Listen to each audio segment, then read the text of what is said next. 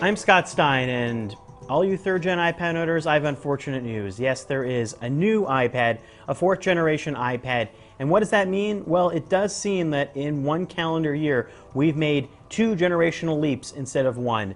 And if you bought a third-gen iPad, I'm sorry, because you don't have the cutting-edge iPad anymore. If you have not bought an iPad, it's actually really good news, because this is an improvement over the third-gen iPad, at least in terms of the processor. There's an A6X instead of an A5X. And what does that mean? Well, the last iPhone, the iPhone 5, made a leap from an A6 from an A5 previously, and it was about double the speed. And so far, using this, that seems to be the case here too. The system boots faster, apps load faster, even games play faster on it. For the most part, this looks exactly the same as the other one. It still has a 2048 by 1536 Retina display. It has the same thickness, the same weight, comes in black and white. On the street, you couldn't tell them apart, and they feel pretty similar. Now, there are a few key differences. One, there is the Lightning connector, so that these are all part of the same iOS family. The other difference with the new 4th Gen iPad is that there's an HD front-facing camera that takes crisper FaceTime videos, shoots 720p, and crisper still photos of yourself.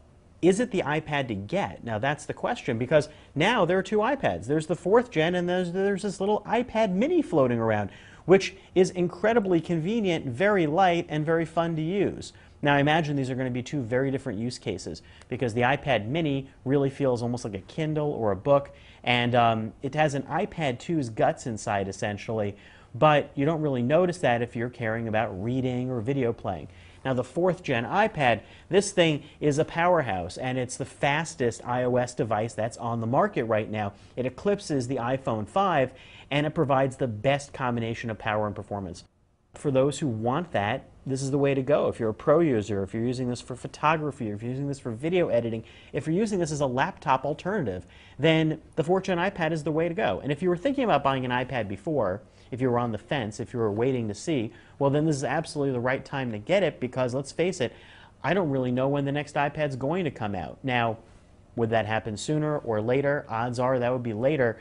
And this iPad now is the iPad for a considerable time. And starting at $499, the same as before, for 16 gigs, going up to 32 and 64 gigs, and with additional LTE capabilities, you know, it matches the price that we've seen before. Now, LTE is a little bit different. This now works better internationally, whereas the 3rd Gen iPad did not. And that could be part of the reason why this is going to be a lot more appealing globally for markets that weren't able to use LTE before. So why all of a sudden did everybody suddenly get a little less excited about the large iPad? Well, I think the iPad mini has a lot to do with it, because it's an exciting new design.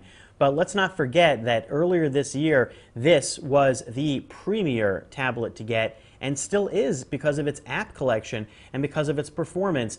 And the faster processor means this is a better product. All around, this is an improvement on the 3rd Gen iPad, although it's really not enough to consider buying for that upgrade. But if you haven't bought an iPad before and we're looking for a new fast one, the 4th Gen is absolutely the one to get. On the other hand, if you want something that's more portable, something that's maybe your second iPad even, or something that's more affordable, go for the iPad mini. It's a difficult decision to make, but I think it's really about portability versus performance this time with the two new iPads that are on the market. I'm Scott Stein, and that's a look at the new 4th generation iPad from Apple.